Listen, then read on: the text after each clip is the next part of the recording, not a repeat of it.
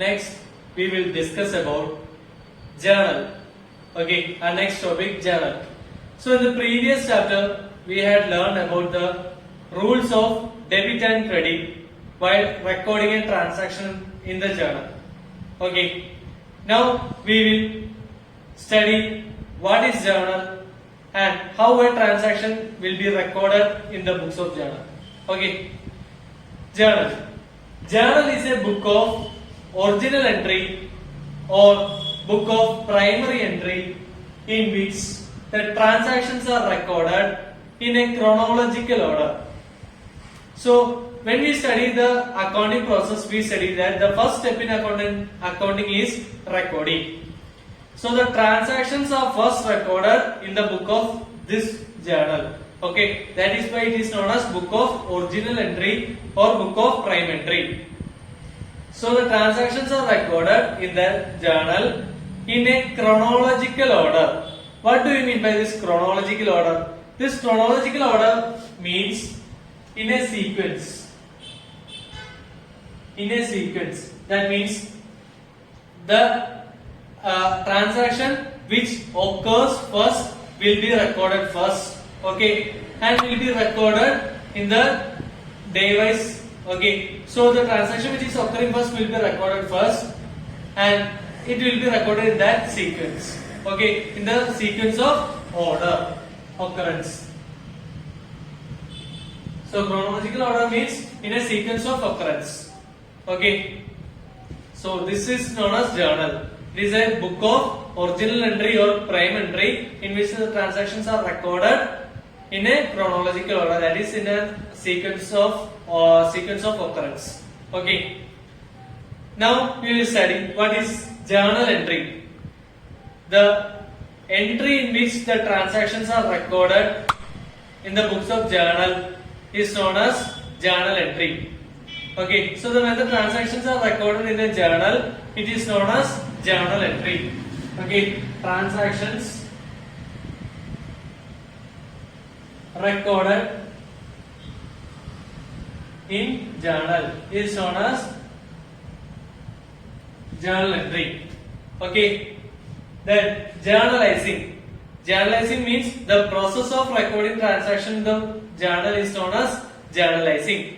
Okay. So we study that journal is also known as book of original entry or prime entry. Journal entry means the transaction recorded in a journal is known as journal entry, and the process of recording the transaction in that chronological order is known as journalizing.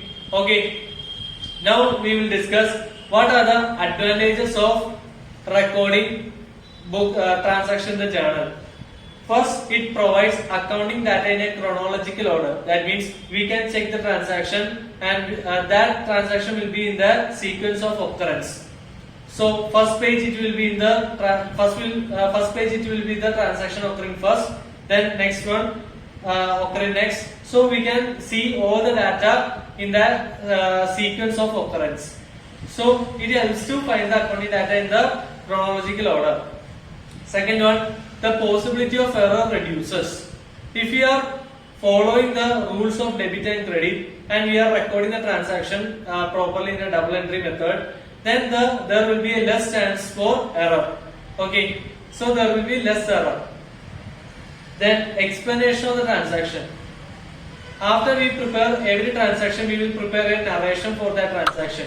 Okay, and the nature, or if that nature, if we are recording a transaction journal entry in the journal, then that itself will explain the transaction. Okay, we will discuss it later. Then ledger posting of transaction. From this journal only we will prepare ledger, that is posting into our classification. Okay. Then location of errors.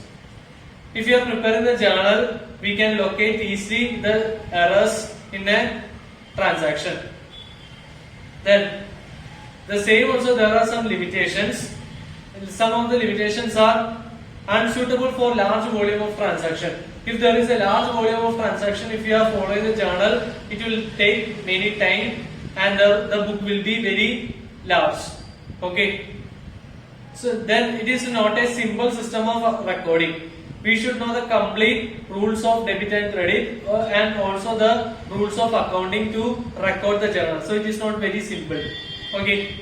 Then cash balance is not reviewed. We cannot check the cash balance. If you are following a single entry system, we can calculate the cash balance. But here we cannot calculate because we are only recording the transaction in the journal.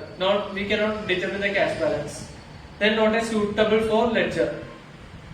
That means not a substitute of ledger. That means this is preparation of journal is not a substitution of ledger. Okay. We have to prepare a journal itself. Okay, it is not a substitute of ledger. So these are some of the limitations of journal, and we have already discussed advantages of journal. Okay.